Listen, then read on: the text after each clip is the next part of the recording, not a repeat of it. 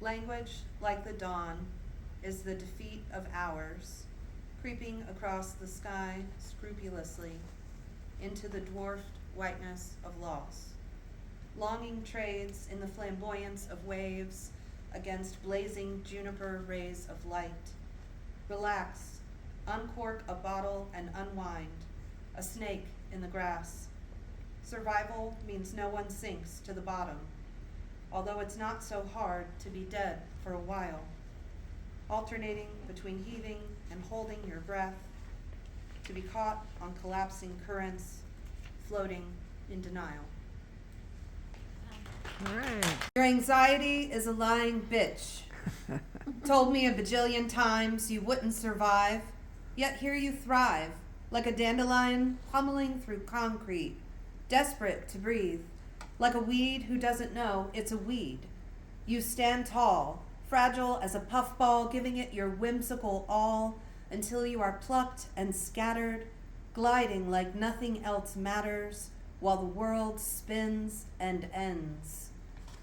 Your anxiety is a lying bitch, pushing fear and rage, a constant onlooker, powered by shame. She slinks in the echoes of your shadow, slinging pain. See, she was your first friend, succubus. No choice but to let that bitch in as if your life depended on it, because it did.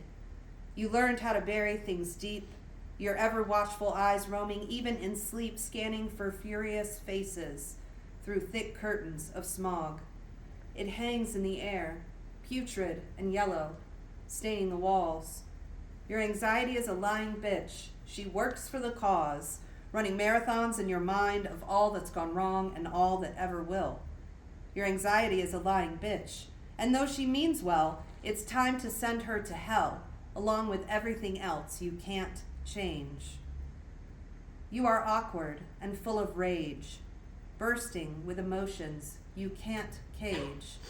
The present glints before you like a blade, but you're not scared because you own this stage.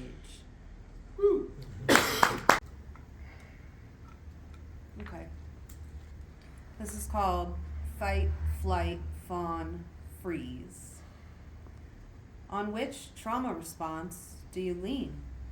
Do you sink silently in quicksand, surrounded by squelching, swamped sounds, as past and future unbound, and you succumb to reverie, crawling in the velvet dark, trying not to breathe?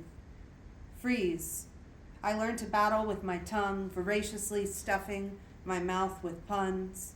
I can cut a man down, cut until all the blood runs out.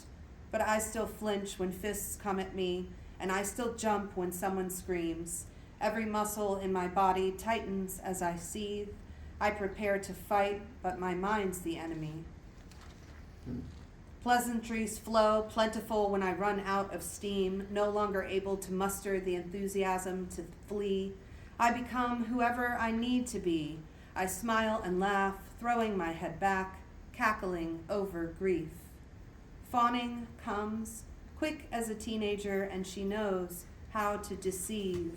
I dream a whole other life full of radiant light and someone to protect the child in me.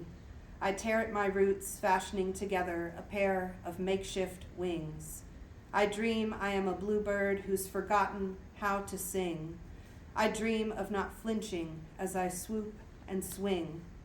I am in flight, but the fight's still in me. So there was a workshop earlier on form poems, and this is loosely a form poem. Well, it is, but you can figure out how. It's called We're All Broken Here. At last, a place where you belong, unfettered from the expectation of calm. People dragged away in broad daylight. Deep fakes on top of deep fakes. A giant error message stamped across the face of a nation we never were. Fettered is the physical body of the other, subjected to grotesque misfortunes while the world watches. They say heavy is the head that wears the crown, insidious and insufferable horrors pouring from the jester's poisoned mouth. Pretending we know what's happening provides little solace. This myopic regime cannot see the forest for the trees, cannot admit weakness or defeat even as it brings us to our knees. Pathetic posturing spreads like a disease.